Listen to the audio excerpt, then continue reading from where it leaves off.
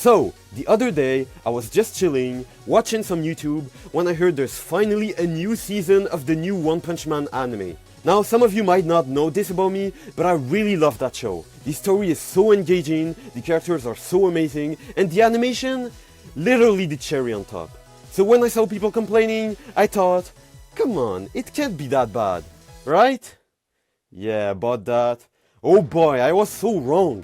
I mean, geez, the manga has more frames than whatever this is. The way Garou slides down the screen makes it look like they just dragged the PNG across a PowerPoint slide. But hey, let's give them the benefit of the doubt and say that Garou might have been wearing Heelys or something.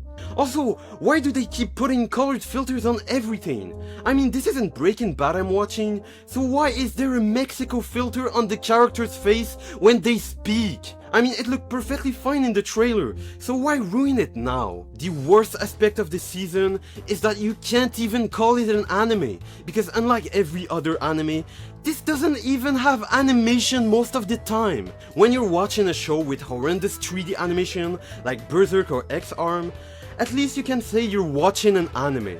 But at this point, One Punch Man Season 3 is just a coloring book with worse drawings and animation than the manga.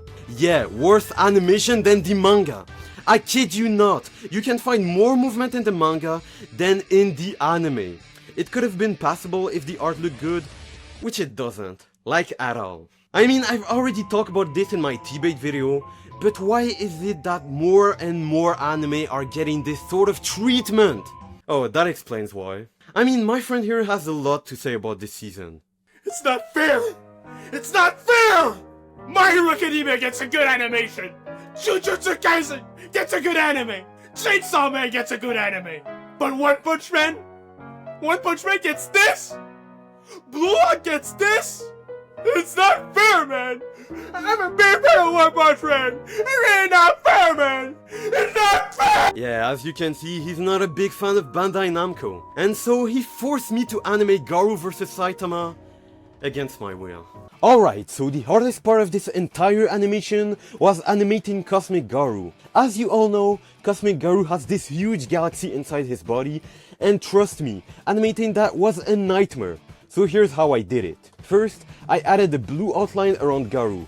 I literally drew the outline by hand and added smear lines to make it look even more stylish. Then I added a second white outline on top to push the details even further.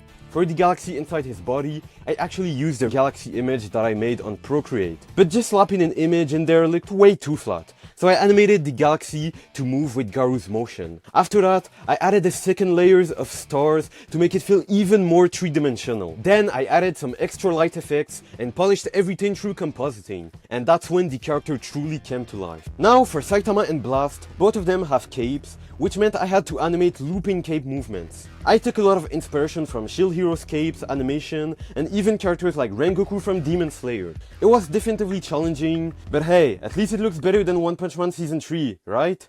Especially that Garou slide. Another tricky part of this project was the insane amount of effect animation I had to do. The most complex part was definitively the electricity I animated. Most of it I animated on 24 FPS, frame by frame. It took forever, but I'm honestly super proud of how it turned out. Especially in that one specific scene you guys will see very soon. I also had to draw tons of rocks, debris, and smoke for the Garou cut. All the particles, the dust, the movement, it was a lot of work. And throughout the whole animation, I had to animate blood effects too. In order to save time, I used the multiply layer so the red would show up covering the character's shadows and gradients. That way it still looked good, but didn't take me 10 years to make. For the rainwater dripping on the characters, I made a looping animation and added a blur effect on top to create that glowing, reflective look you see in anime. Overall, this animation was a huge amount of work. In total, it took me around a month and a half to complete. It was tough, but I really enjoyed making it, and I hope you guys will enjoy it too. Now, here is the final animation.